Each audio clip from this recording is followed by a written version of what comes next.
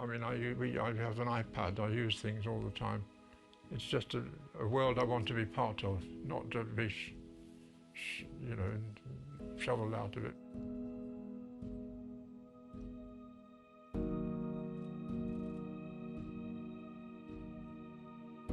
It's got a church and a chapel and a school, and it's a good community to live in. There's lots of things going on. I mean, I've lived here for, 43 years. I've seen huge changes in that time. For a long time, we've had an internet speed of less than 2 megabytes. It was very difficult to use programs like Skype to contact our grandchildren. It's very important for older people like us to have the fast internet because you're part of the modern world, although you're old. Being without internet makes people so isolated. They're not part of what's going on, what they see on the television, what they hear on the radio. They're not part of it because so much of it depends these days on quick communication. And in a small village, communication is really important. And if you don't have that, you're left out. And you've got to recognise that means the person who's the farthest away. You know, just like the penny post, it had to go to everywhere. And so the internet has to go to everywhere, otherwise you're excluding people. Everything else is being geared up to that happening. You know, the government expects everybody to be on the internet. If you want to fill in a form, you've got to do it on the internet. And so everything is now being done that way. And so if you're not able to do it that way, it can be very frustrating. I think with the current government, I don't actually know whether it's that they don't care or whether they just don't understand. This is an example of the Tory lack of interest in providing services.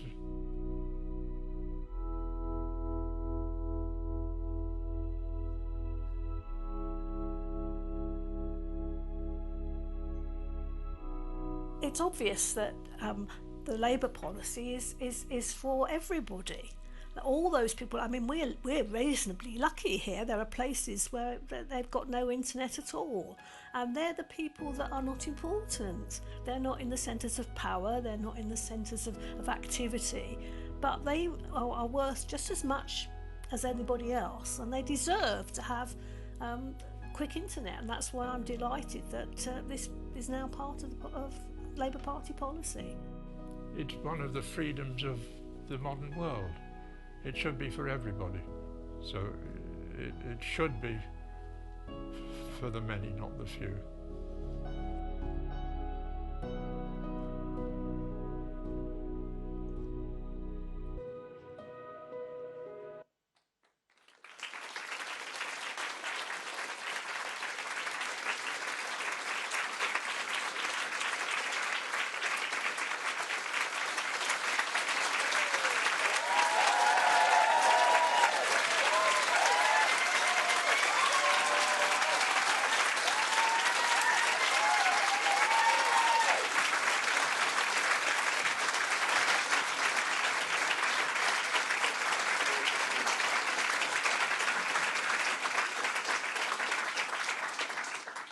Hello, I'm Kat Smith. I'm Labour's candidate for Lancaster and Fleetwood and the Shadow Minister for Voter Engagement and Youth Affairs. And it's my pleasure to welcome you to Lancaster.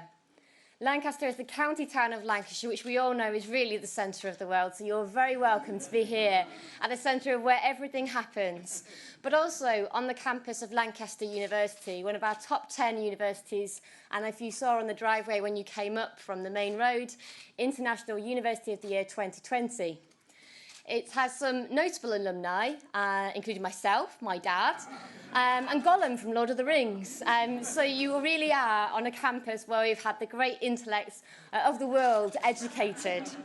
And it's my great pleasure to be able to introduce you to Jeremy Corbyn, who is the leader of the Labour Party, who will be addressing you today and announcing a very exciting policy announcement. Jeremy Corbyn, our next Prime Minister.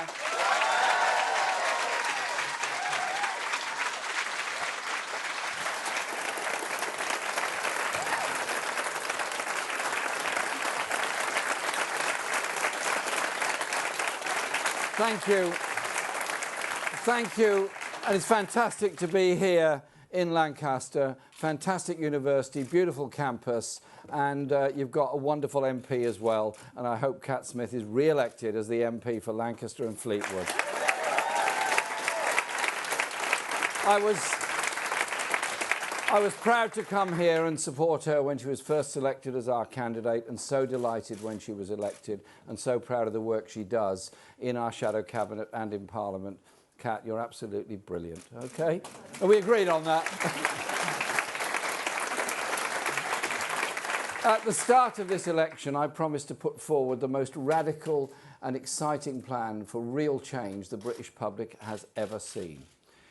We haven't even launched our manifesto yet. It's coming, don't worry, don't worry. The media are so excited, they keep asking me for a leak. Don't worry, it's coming. But our campaign is already electric. On the ground, it's bigger and more exciting than at this stage in the 2017 campaign. The numbers of people coming out and helping us is phenomenal. And I'll let you into a little secret. When our manifesto arrives next week, it's going to knock your socks off. You're going to love it. But I'm still not going to tell you what's in it. I don't want anyone to be able to say a few years into a Labour government that nothing ever changes, or that politicians are all the same. I want everyone to feel the positive difference to their own life. When you have the government and the people working together collectively to take on the system and make life better for the many, not the few, that's our fundamental message. And you know what? We are so confident that what our manifesto will do, that today we want to give you a little sneak preview.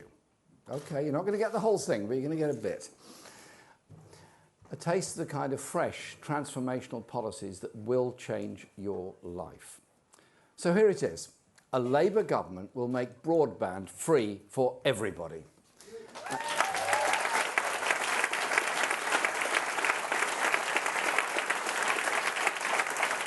And not just any broadband, but the very fastest full fibre broadband to every home in every part of our country for free as a universal public service.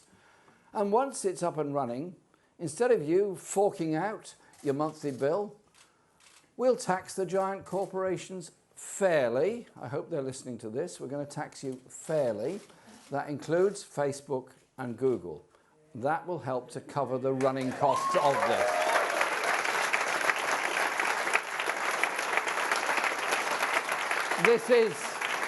This is a policy for the many. Making broadband free and available to all will open up opportunities for everybody. It will put us at the cutting edge of social and economic change. Because that is what we're about. Building a country that's fit for the future, fit for the next generation, as well as the generation we have with us now. The internet has become such a central part of our lives. It opens up opportunities for work, creativity, entertainment, and friendship. You saw that on that brilliant video before we came in. What was once a luxury is now an essential utility.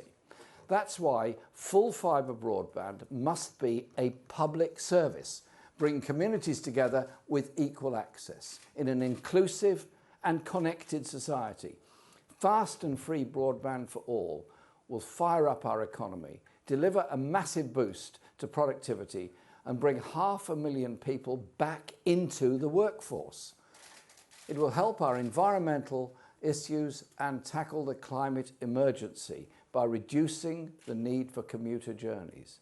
And it will make our country fairer, more equal, and more democratic.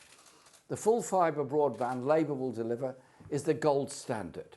It's the fastest, most secure, and most reliable form of broadband, using fibre optic cables to take the data directly into people's homes and small and big businesses.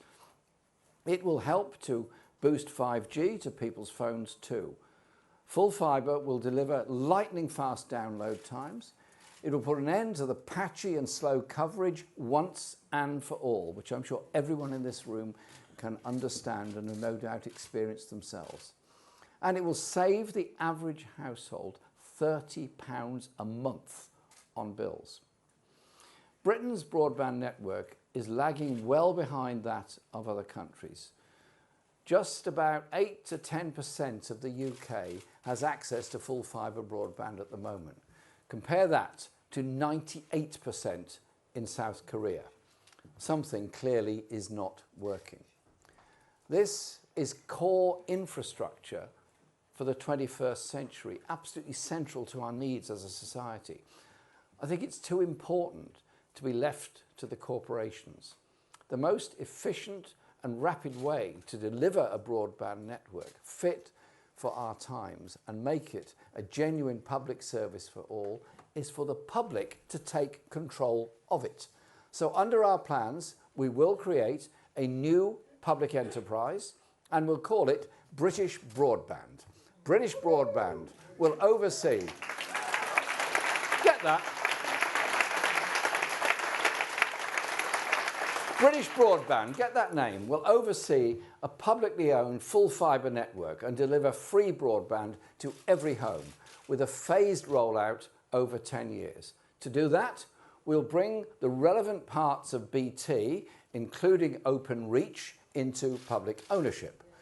By creating British Broadband as a public service, we'll lead the world in using public investment to transform our economy, reduce people's monthly bills, boost our economy and improve people's quality of life, as again you saw from that video. And it will have national security benefits too. To me, that's common sense. The corporations have been unable or unwilling to roll out full fibre fast enough, and they've little incentive to invest in rural and remote parts of Britain, particularly hilly and mountainous areas. But under our plans, the priority will be first to those with the least connectivity, mainly in rural and remote areas, but also in some inner city communities as well, unlocking new opportunities across huge swathes of our country. And we will then move into the towns, giving a boost to local economies and making it easy for people to run a successful business outside the big cities. So it will help economic development across the whole of the UK. And finally, we'll complete the rollout in the well-connected urban centres. Ask people about their experience with private broadband companies, and many will tell you about internet dropouts and hours spent on hold listening to Vivaldi and other wonderful bits of music, which you all get to hum in the end, waiting to speak to some poor, overworked and underpaid customer service worker who probably can't fix the problem anyway, despite their unbelievable patience in the job that they do. Full fibre will provide the most reliable service, and British Broadband will be properly staffed with guaranteed jobs for everyone currently working in broadband. Under public ownership, key universal services can be run for the British people instead of for profit. In July, when he was running for Conservative Party leadership, Boris Johnson also promised to make full fibre broadband available across the country, except he expected you to pay for it. But it will be a surprise to nobody that this was just another case of Johnson's signature moving on to a broken promise. So what's he now offering instead? A low-budget option using old copper cables that are already out of date. Isn't that an allegory for the Tory party? Copper cables that are out of date? Kind of sums them up, really, doesn't it? Johnson's plans are yet another billionaire wealth grab, bringing public money to big corporations, including Sir Richard Branson's Virgin, instead of putting the technology in the hands of the people of this country. We need real change. But I know the question will be on everyone's lips. How are you going to pay for it? And it's a fair question. Well, let me tell you. The initial upgrade to our infrastructure will be funded through our Green Transformation Fund. And when it comes to the running costs, we're not going to put that onto the British public, who've already forked out far too much for rip-off broadband. Instead, a Labour government will close down tax tricks used by giants like Google and Facebook, who make millions in this country while paying next to nothing to the public services that they benefit from. I pay my tax, everybody in this room pays their tax, small businesses pay their tax, so why can't the giant multinationals? They think they can get away with not paying their share. Well, I've got news for them. Not anymore.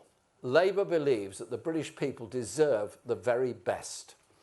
As a country, we should be proud of our history of building treasured public institutions and services. In the 19th century, it was the public water supply and waterworks. In the 20th century, it was our fantastic National Health Service, freeing people from the fear of having to pay for ill health and illnesses.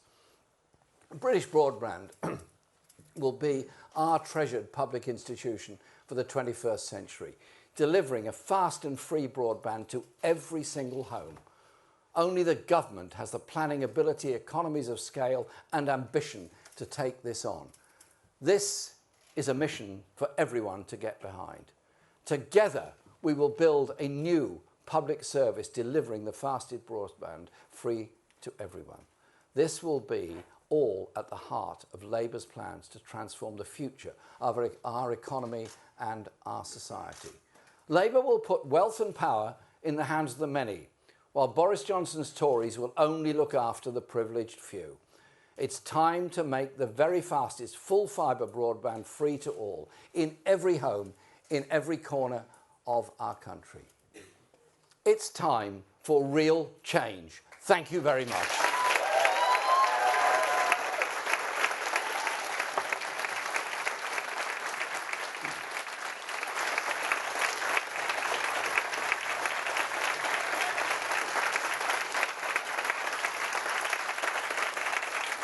Thank you. Thank you so much. Labour are a team, and we have some fantastically talented people in our shadow cabinet. Kat, who I've spoken about earlier, is absolutely brilliant. The next person I want to introduce to you has done an incredible job in both Treasury and business, and also leading the way on our green industrial revolution. An imaginative, brilliant thinker and superb person to work with. I'm so proud to introduce to you Becky Long-Bailey, our Shadow Biz Secretary, who will talk now about how we're going to bring this huge broadband initiative forward. Becky, thank you for coming here today.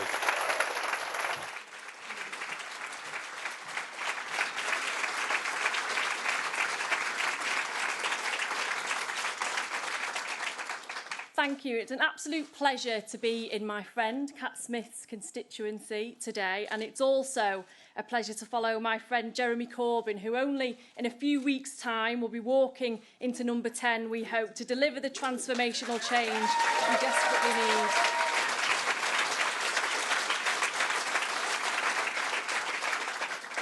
And what better an example of the way Labour will transform the fabric of society for the betterment of the many than this announcement today.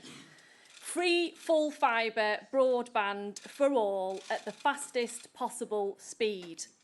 And as Jeremy has outlined, the next Labour government will deliver free full fibre broadband to all individuals and businesses by 2030. We'll roll out the remaining 90% of the full fibre network across the country and acquire the necessary access rights to those parts that are already in place.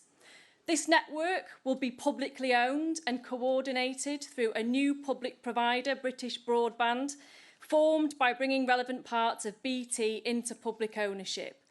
And in this way, Labour will transform the UK's digital infrastructure, providing fast, secure, reliable internet connections for everyone, no matter where they are.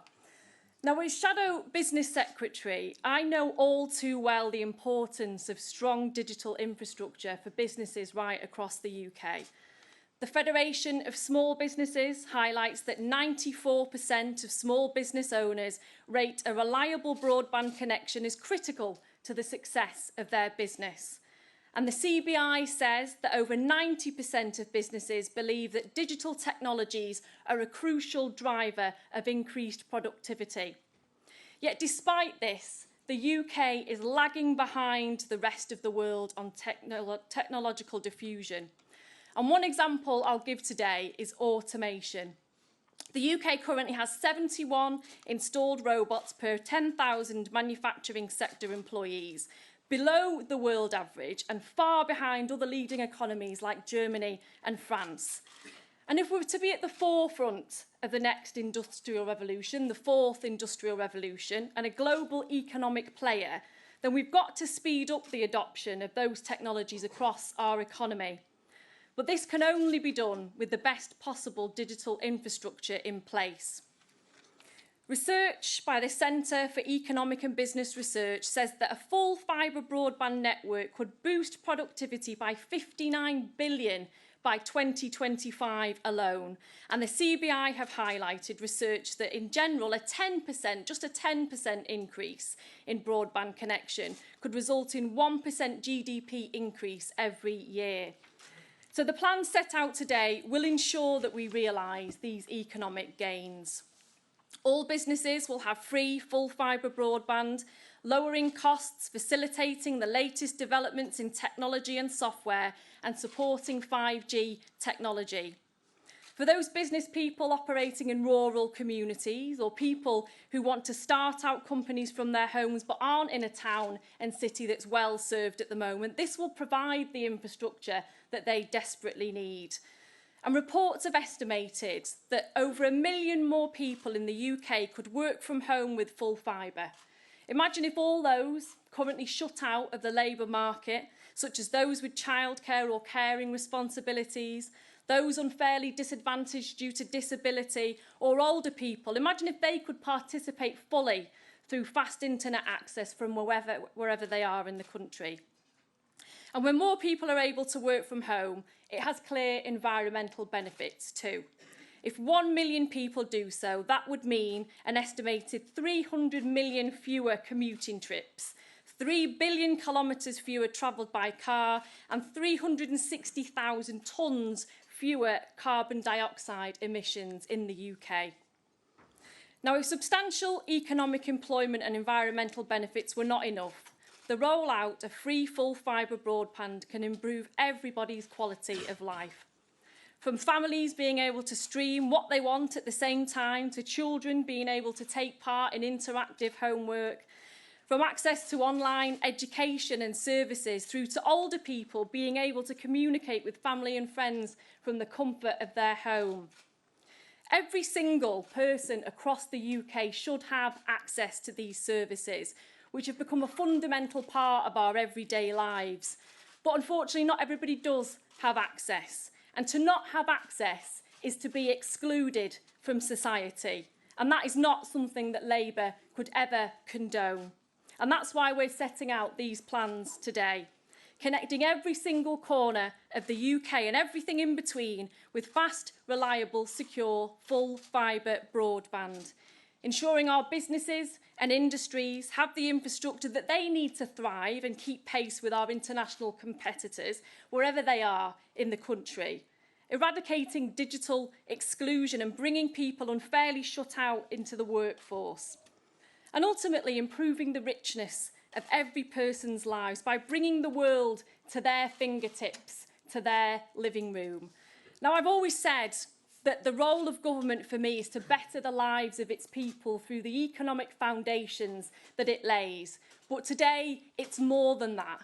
It's about delivering the future to our people and to our businesses. So I'm proud of today's policy announcement. And without further ado, to tell us more about this, I'm proud to introduce my friend and the next Chancellor of the Exchequer, John McDonnell.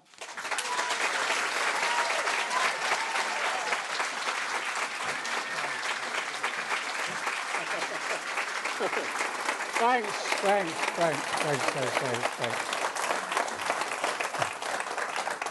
Thanks. Becky was the Shadow Chief Secretary in my Treasury team, and then she deserted me and went to bigger things in Bez and does a terrific job. But you can see the new generation of women that are coming through at the moment in terms of the Labour Party. I tell you, it makes you proud, doesn't it? Absolutely. How's the campaign going? Brilliant. Everywhere I go. I know it's cold and wet and at times dark, But everywhere I go, literally, we're finding hundreds of people turning out in all sorts of weather. The enthusiasm is unbelievable. And the hope, I think, is even higher.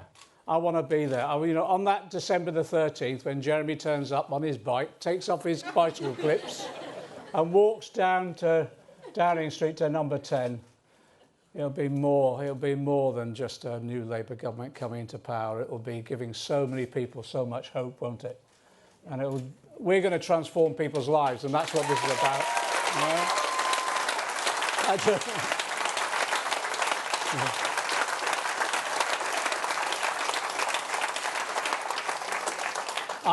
know? There might be something wrong with me, but I really enjoy election campaigns, even if it is December. I just wish Javed would enjoy it as well and maybe come and talk to me every now and again, you know. I want to thank Jeremy. Look, just for showing us in his speech today just what sort of Prime Minister he'll be, and I think the Prime Minister, the type of Prime Minister that our country desperately needs. He's a Prime Minister who will, I think, knows and understands the communities across all our country, but also he's someone who'll stand up for them. I think he'll be a principled Prime Minister, always giving expression to the values we can all live up to. Care, solidarity, social justice. These are embodied by Jeremy Corbyn, and I think will embody that vision as he goes into number 10. But also what Jeremy mentioned earlier is that we've got a really bold vision for the future of our country. It's about, yes, being connected, principled and visionary. I think these are all the qualities our country is crying out for at the moment. So we're into, we're into the second week of the general election campaign. And I tell you, we'll continue to be, no matter what they throw at us, we're going to continue to be relentlessly positive in this campaign about the future of our country, aren't we? Aren't we? We're going to, just as Jeremy did earlier, we're going to map out the different kind of society that we're going to create. And we're doing it with care, absolute precision, yes, and discipline. We're costing every new spending announcement. We're describing in detail how we'll carry out the individual plan that we've set out. Just contrast that with what our opponents are doing. The Tories campaign is based upon sort of scattershot attacks on us and scaremongering. I am going to send them a new calculator. There's something wrong with their calculator that keeps on putting additional noughts on every time they put Labour in there and get the figures wrong. I don't know where Sajid Javed learnt his maths, but we're going to offer him another course.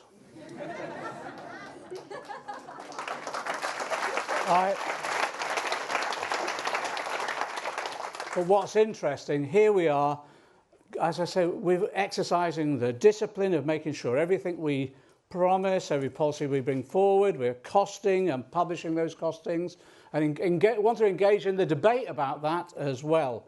But the Tories just are refusing to cost their policies. And again, I just repeat, while the Chancellor refuses to participate in a debate with me on our respective policies, we were supposed to be having a debate on Sunday.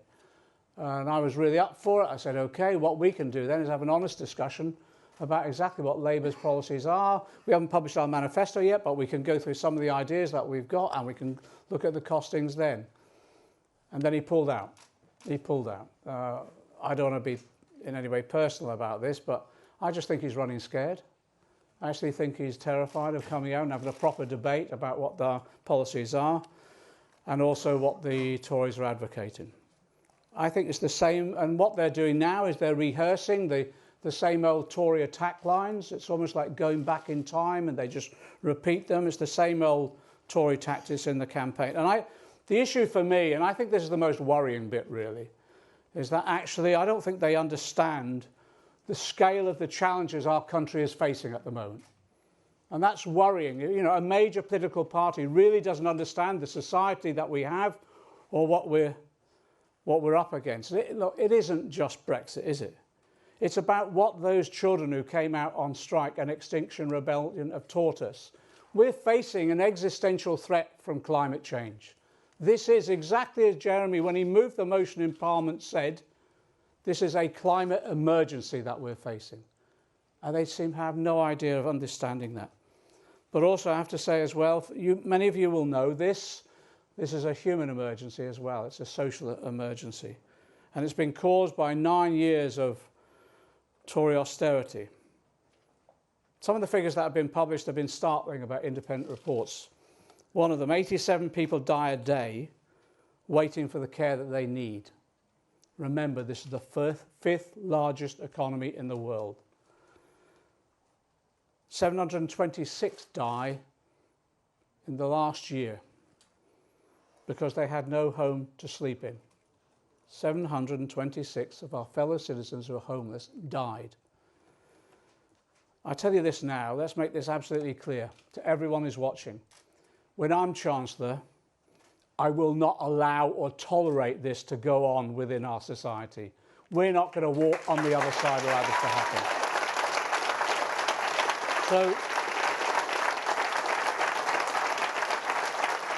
So to tackle both those emergencies, climate change emergency and the social and human emergency we're facing as a result of austerity, I announced last week, yes, ambitious investment plans. The scale was big because the scale of the crises we face are big as well. 250 billion for a green transformation fund over 10 years.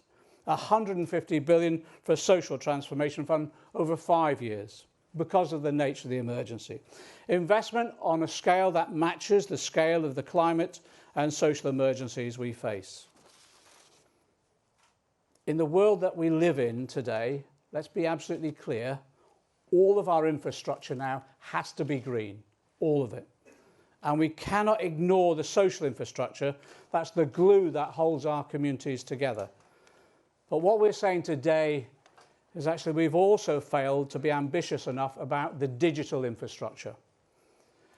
Becky's mentioned it and Jeremy mentioned it as well, which is extraordinary how far behind we are. In the mid-1990s, the South Korean government launched a nationwide project, the Korean Information Infrastructure Project. So a state project. In 1995, they had just one internet user for every 100 citizens. Now, exactly as Becky said, now partly because of this sort of mission-oriented government approach and government investment, this is state investment, they have 98% of the population covered by full fibre broadband. We've got nothing near that. Nowhere near the sort of level of forward thinking in government or ambition in government at the moment. That changes today. That absolutely changes. Mark this in your diary. 10 your children, your grandchildren. This is the day when we turned around our infrastructure in terms of broadband that we need for the future of our economy, because it's a fundamental change. We're announcing our mission today to deliver, yes, free full fibre broadband to all by 2030. To achieve that, just as Jeremy has indicated really, we'll roll out the remaining 90% of the full fibre network. We'll acquire the necessary access rights to the existing 10% of the full fibre network that has already been rolled out. And remember, most of that has been rolled out by outreach, outreach and not others. What's interesting, again, on all of that, we've been, I think, meeting community after community, where even with, you expect it as now unfortunately in rural communities and small towns, but even in city areas there hasn't been the full rollout. So yes, as exactly has been said, to achieve these we will create the new entity, British Broadband, and that entity will bring the broadband relevant parts of BT into public ownership. So it includes Openreach, which has installed the majority of the existing full fibre coverage, parts of BT Technology, BT Enterprise and BT Consumer. EE, PlusNet, BT Global Services and BT TV will not be brought into public ownership, and we'll work with the workforce and unions to finalise the details of these plans. And I want to thank the CWU for assisting us in developing these ideas.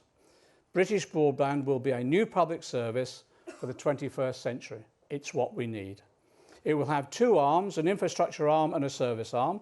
British digital infrastructure, the infrastructure arm, will take on the role of rolling out the full fibre network. The British broadband service, the service arm, will deliver free, full fibre broadband to everybody. We'll deliver that free, full fibre broadband in tranches. And we'll begin with those with the worst quality broadband. It's coming to Lancaster, the northwest and elsewhere. It's going to be, I think, a transformation in the way decision making takes place in this country as well. The priority will be need. So that includes rural and remote regions and inner city suburbs. We'll then move into the towns, ending with those parts of large urban centres currently reasonably well served. Let's be clear, British broadband is not a return to the 1970s in how it operates. They didn't have broadband in the 1970s. This is public ownership of the future. So public ownership where workers and consumers and other stakeholders work together to manage the service. And we'll guarantee workers currently in broadband infrastructure and retail jobs employment in the British broadband. And at the same time of all this, we're going to pass a charter of digital rights, and it will be providing the most cutting-edge protection of digital and data rights this country has ever seen. Others have mentioned this, but I can't help myself. You have to compare it with what the Tories are putting forward. They suggested a £5 billion payout for part of this network. But they won't even keep the ownership of the network. So what they want is effectively what is a fat subsidy to existing operators like Virgin. All the signs are that they'll use a procurement process that wastes tens of millions of pounds on legal and consultancy fees, with suggestions that building won't even get underway until November 2021. And all they're aspiring to is gigabyte-capable broadband. So broadband of a certain speed. That could keep older copper cables in the ground and keep the UK lagging behind the technological revolution other countries have kick-started. It's just not enough. It's not enough for the times we're in. We're facing a fourth industrial revolution. And this just is pathetically lacking in ambition. Ours is a plan, let's be clear, will provide a step up for people with 5G connections and businesses developing 5G-based products. A plan that will challenge, yes, rip off out-of-contract pricing that's hitting people at the moment, and that will literally eliminate bills for millions of people across the UK. What I want to underscore is that every part of the plan has been legally vetted, checked with the experts in the field, and costed. So the full fibre network will be paid for with £15.3 billion out of our Green Transformation Fund. That's based upon a £20.3 billion national monopoly costing by frontier economics, taking off the £5 billion already provided and promised by the government, but not yet spent. And the maintenance cost of the network, around £230 million a year, will be more than covered by a new approach to taxing multinationals that we welcomed several weeks ago. Let me explain. It's an approach that looks at where the multinational sales, workforce and operations are as a share of their global activity. So, for example, if a multinational has 10% of its sales and workforce and operations in the UK, they're asked to pay tax on 10% of their global profits. Two tax experts recently estimated that the approach could raise, and the range is between £6 and £14 billion for the UK. So it's easy enough to pay for the maintenance costs of the network and any costs of servicing the debt from bringing parts of BT into public ownership. That public ownership process will happen. It's in the usual way. It will be bonds, government bonds swapped for shares, and Parliament setting the final price, as in all other public ownership initiatives pursued by past governments. And we know from our expert advice that this is deliverable. And all the expert advice is telling us that the network can be delivered, just as in South Korea, within a 10-year programme. We can train and provide the skilled engineers and workers needed to roll out the network, including, actually, yes, through our programme with regard to the development of lifelong learning. We can implement this new tax on multinationals to ask, yes, it is the tech giants like Google and Facebook to pay a bit more for internet connectivity that they benefit from. And so that we can all share in the benefits of living in this growingly digital world. So people asked last week where there were shovel-ready projects for our ambitious infrastructure investment plans. Well, this is a shovel-ready project. We're ready. And what we're offering in this election, therefore, is real change. And what we've announced today is what real change looks like and feels like. And it looks and feels like, well, thousands of people getting stuck in around the country to provide a service that will make all our lives better. It looks and feels like, yes, taking on the multinationals, something that people have said for years is too hard, but is now necessary. It looks and feels like a service that people once paid for, which will now be free. And actually, it looks and feels like people having a future that can just be excited about. What we're doing today is building the future. And we're building it in a way that tackles the emergencies that we face, of course, but also laying the foundations for our new economy that will produce the jobs, the skills, and therefore the high wages. Ken Loach has got a new film out. Have you seen it? See it. It's about insecure work, long hours in the gig economy, and it's shocking. It reflects the type of economy the Tories are creating, which is long hours, insecure, low pay, pressurised work. And it's a shocking film, but unfortunately it reflects the reality of what the Tories are doing to our economy. But there's an older one, there's an older Ken Loach film that I like quoting from. Some of you might have seen it. It's Which Side Are You On?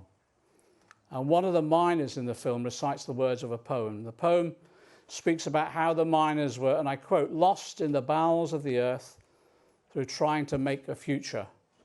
But now, what is that future worth? And I think young people and others now are asking that question again now about what future they have in an economy that's being created by the Tories today. With a torn social fabric, a climate emergency, they're asking what is the future worth? And I think in the Labour Party, with all of your help in this campaign, I think we have an answer. I think we have a vision of a society that's worth fighting for. And we won't just fight for us in this campaign, we'll fight for it in government.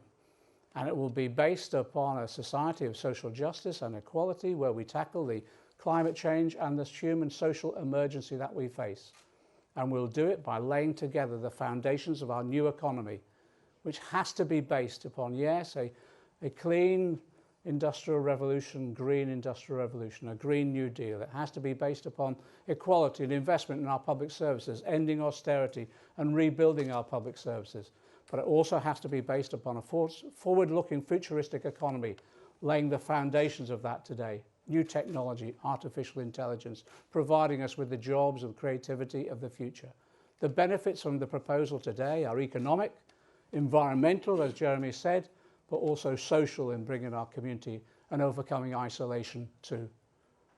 This announcement today is ambitious, is huge, but it will transform our lives. Solidarity.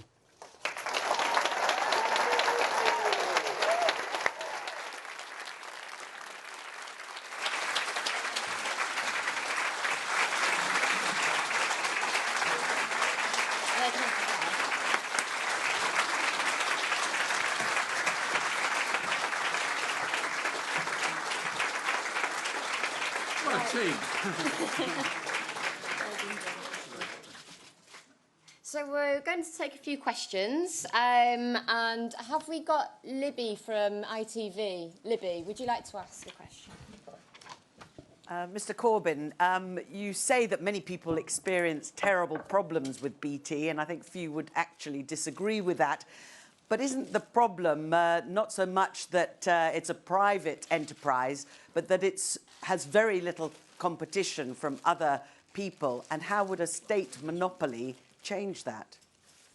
I'm going to take 3 questions, and if we could have Nick from the BBC. Thank you. Mr Corbyn, many people will have questions about the deliverability of this. BT itself is saying the cost will be double what you've predicted. You've also promised to nationalise other utilities. On top of that, you have other significant spending commitments. Can you really afford all of this? And on top of that, while you say this broadband will be free, ultimately, will we not still be paying for it through tax? And if we could have Diana from Sky. Mr Corbyn, can you deliver this plan without a majority Labour government? Well, I'll answer the last one. There's going to be a majority Labour government, so that issue doesn't arise.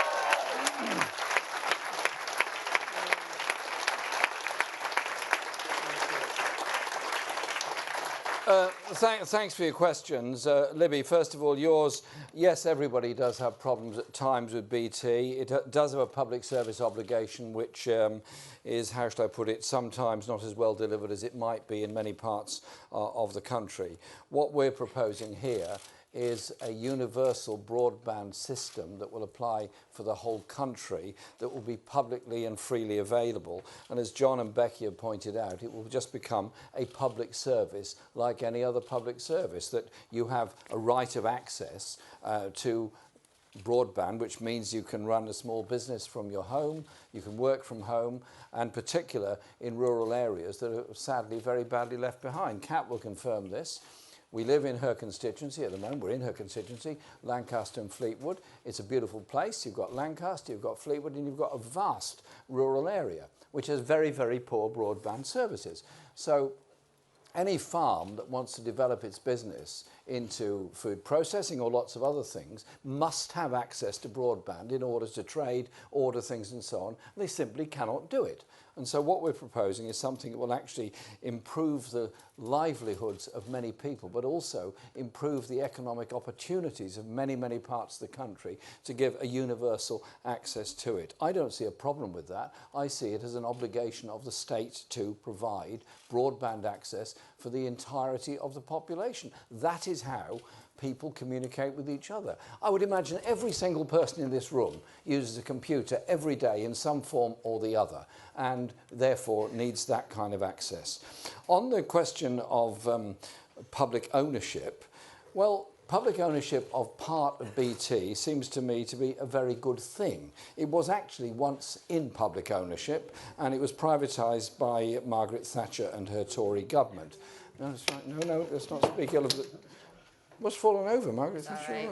Okay. It'll be all right under a Labour government. It'll be all right under a Labour government. It's going to be fine.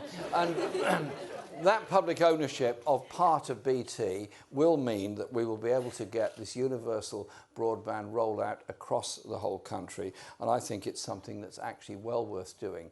What we have from the Tories is an offer on broadband that doesn't really add up to a row of beans. First of all, it's not enough money to roll it out across the whole country. Secondly, they're only going to roll it out through the private sector, and they will only roll it out in the places where they make the most money. What we're talking about is social cohesion in our society, and that means access to broadband in every single part of the country. And we're going to roll it out in a very definitive way. We'll go to the places that don't have any at the moment. We'll go to the places that have the worst reception at the moment. And so you will see over a short period of time how good it is. You know what? If you come back and ask me this question here in 5 years' time in the University of Lancaster, you're going to be thanking me for bringing broadband to you and ensuring you've got good connectivity everywhere.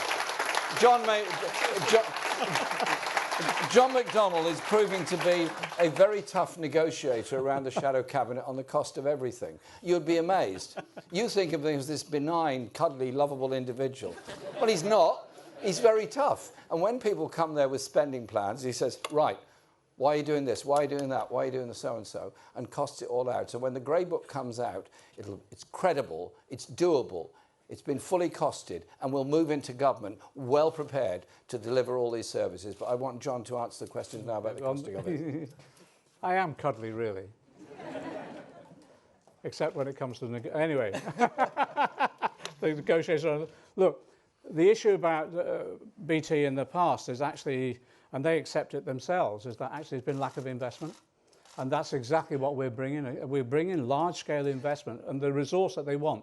On the figures about BT says today, we're using the figures, the 20 billion is the figure produced by the government's own review of digital infrastructure. So we've taken that figure, it's a government figure, independently assessed, and that's the basis upon which we'll be delivering the project itself. Can I just say this as well? Since privatisation, the latest estimate of how much has been paid out in shared dividends is £54 billion.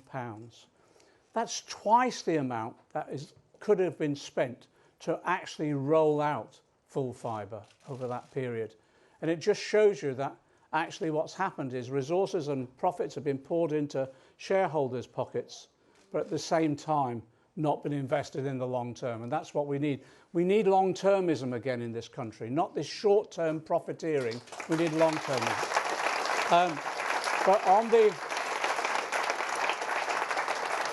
Let's be clear, the way in which this will happen is that, yes, the 20 billion investment over that 10-year period will be the normal way in which government raises funds through borrowing.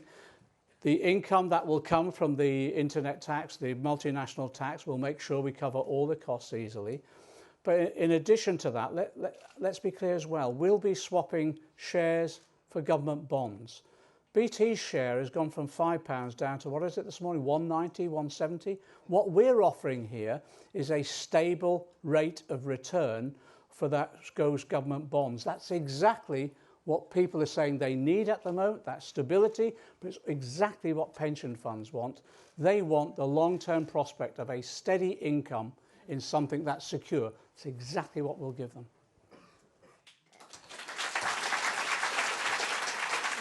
I'll take another round of 3 questions. Nicola from the Mirror, did you want to ask a question? Thank you. Mr Corbyn and Mr McDonnell, under your plans, if I've understood them correctly, the government will be taking total charge of running the UK's internet and broadband. Do you plan to stop people watching porn? Right. Can we... Peter from The Guardian, are we want to ask a question? Hi, thank you very much. The broadband plan sounds quite complicated because the other companies that provide broadband also provide things like TV streaming services, sometimes landlines. They have it as part of mobile deals and things like that. How would you separate out the broadband aspects of that? And when you say you're going to guarantee jobs to broadband workers, is that only BT workers or also people who work for other companies? And on that same thing, would you give these workers exactly the same conditions and pay under the new company? Sam from the Press Association. Thank you. Are these proposals for renationalisation proposals compatible under EU law? And if they're not, is this a tacit admission that Labour would favour leave in another referendum?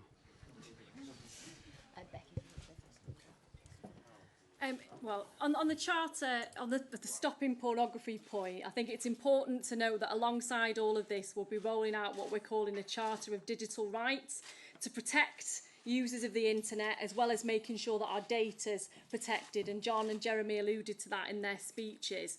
In relation to separating broadband services, the services that we're referring to today are the delivery of free full fibre broadband. Any providers of additional services, upgrades, any add-ons to that, we wouldn't want to interfere with that market in any way, and certainly providers that are already providing those enhanced services, we welcome that continuation of provision. And on workers themselves, we've guaranteed that all workers that were involved in the companies that we're bringing into public ownership, they'll be transferred over under the 2P process. Their rights and terms and conditions will be protected, and we'd expect them to have a full guarantee of rights. It could be possible under a new public organisation that with strong trade union involvement that they'd be able to improve their terms and conditions and pay, and certainly that's what we'd encourage all workplaces to do, whether they're in the public sector or the private sector. On the issue of the process in regard to European legislation and state aid, we've taken legal advice throughout, and our approach on the legal advice that we've had, which has been extensive, this is perfectly compatible.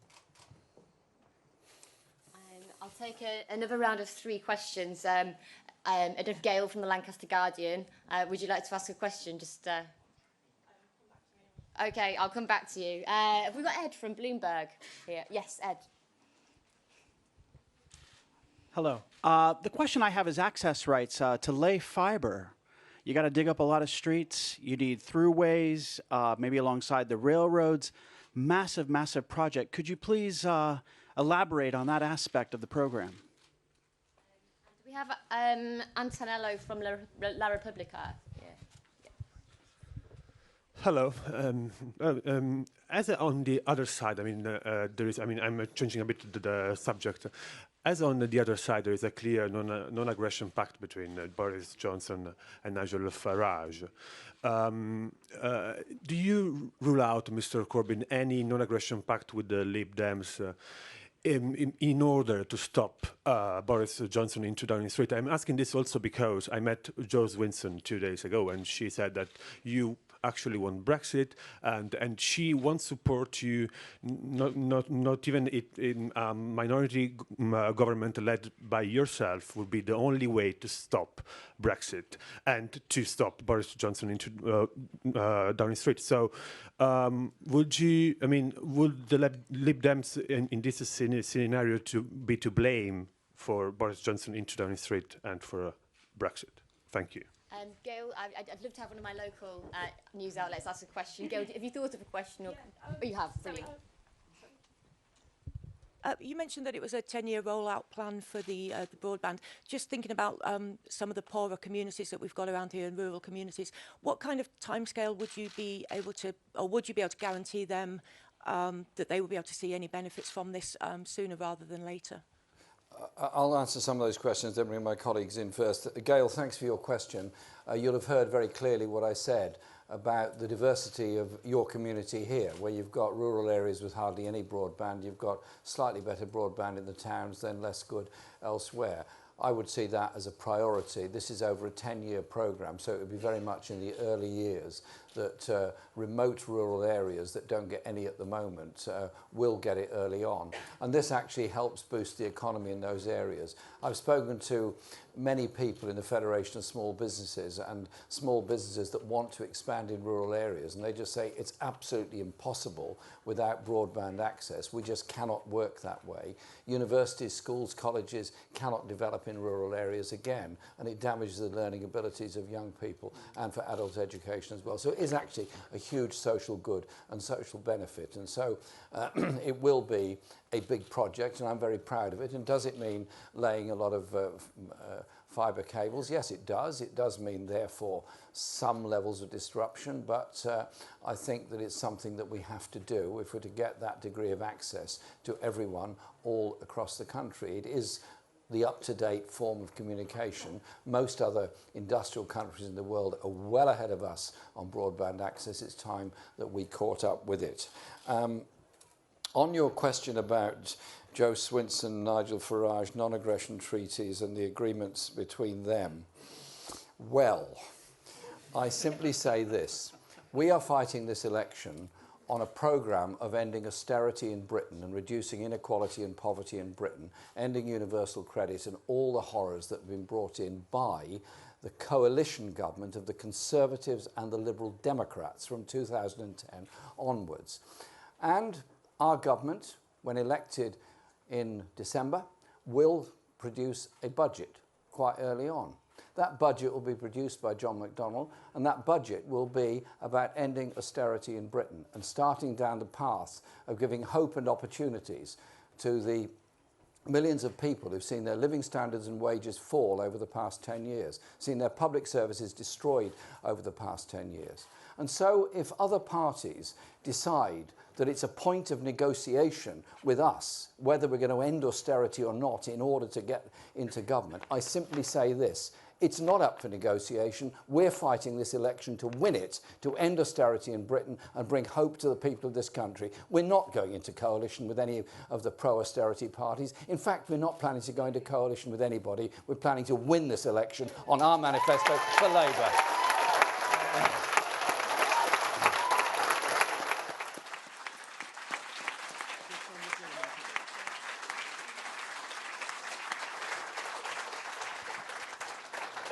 Just on the issue of deliverability, the ability to coordinate for the first time the water industry, because it will be in public ownership, with rail and then with British broadband will enable us, therefore, I think, to facilitate a much more effective and efficient rollout of the full fibre network.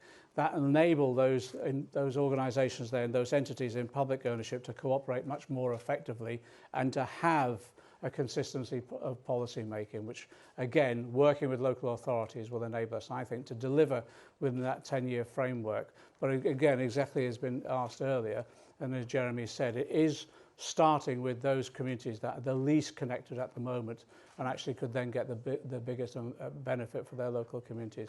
Can I say this one final thing? Actually, on the non-aggression pact, I've never known Jeremy to be aggressive.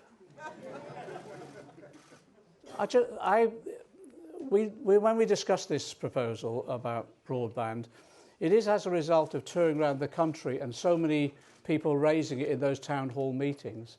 When they raised issues around rail and buses, broadband was amongst that, and it was about how we can ensure modern connectivity. And one example that was given is about actually, in terms of social deprivation and inequality, it was about large numbers of children actually being able to do their homework at home properly and have the speed of connectivity. I think it is an educational resource that on a scale that we've not seen before. And it is interesting as well, there is a stark difference between internet usage as well, between those areas obviously connected and those not. And the difference in some parts of our country means about a 30% difference in engagement. Now, again, what that says about education, what that says about connectivity and social engagement, I think is absolutely startling.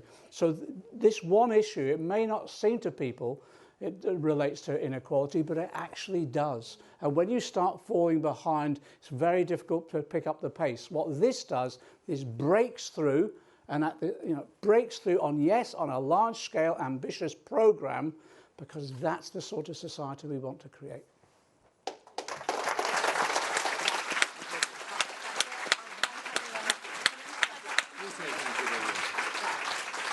I'd like to thank everyone for coming today. I'm afraid we don't have time for any more questions, but I know Jeremy is staying in the area and campaigning with Lizzie Collins, who's hopefully our next Labour MP for Morecambe and Leinster.